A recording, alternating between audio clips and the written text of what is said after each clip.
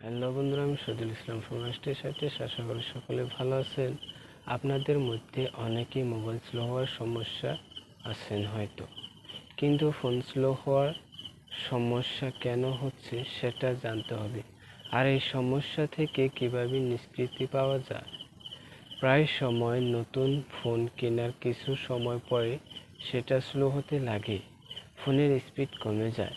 এতে আপনার দরকারের সময় ফোন কাজ না করলে খুব বিরক্ত লাগে এবং বেশি মুশকিলে পড়তে হয়। তবে ফোনের স্পিডকে আগের মতো ফিরিয়ে আনা যায় কিছু সহজ উপায়। এই বিষয়ে আপনাদের কিছু গুরুত্ব জিনিস জানাবো এই ভিডিওতে। এই জঞ্জালটি থেকে মুক্তি পাওয়ার কয়েকটি সহজ উপায় জেনে নেওয়া যাক।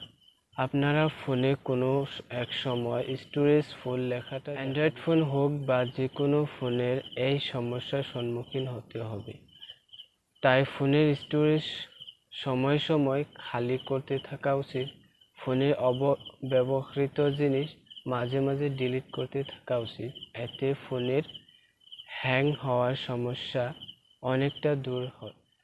আমাদের ফোন এমন কিছু অ্যাপ থাকে যা ব্যবহার খুবই কম হয় এবং যাবতীয় অদরকারি অ্যাপ মোবাইলে ভরে রাখে। স্মার্টফোন স্লো হওয়ার একটি বিশেষ কারণ হলো ফোনে একগাদায় অদরকারি জিনিস রাখা। এই অ্যাপগুলি ফোনের স্পেস খায় এবং আপনার অজান্তেই এই অ্যাপ নিজে নিজে আপডেট হতে থাকে, যার ফলে ফোনের স্টোরেজ ফুল হয়ে যায় এবং ফোন স্লো হওয়ার সমস্যা শুরু হয়।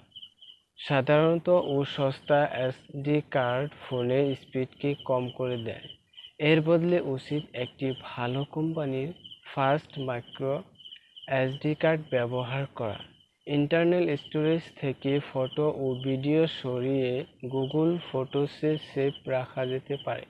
এছাড়া হোম স্ক্রিনে অপ্রয়োজনীয় ডিলিট থাকে, যা পরিষ্কার করলেও ফোনের স্পিড ফাস্ট হয়ে যেতে পারে।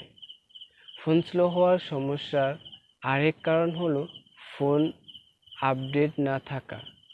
ফোন স্লো হওয়ার সমস্যার আরেকটি কারণ হলো ফোন আপডেট না থাকা। স্মার্টফোন সবসময় আপডেট অপারেটিং সিস্টেম ব্যবহার করা উচিত। ফোনের সেটিং অপশনে গিয়ে দেখে নেওয়া যায় ফোনে নতুন কোনো আপডেট আছে কিনা।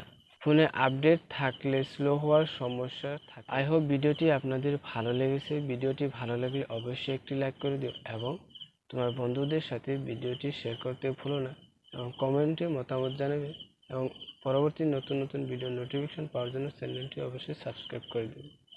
ধন্যবাদ সবাইকে। খোদা হাফেজ।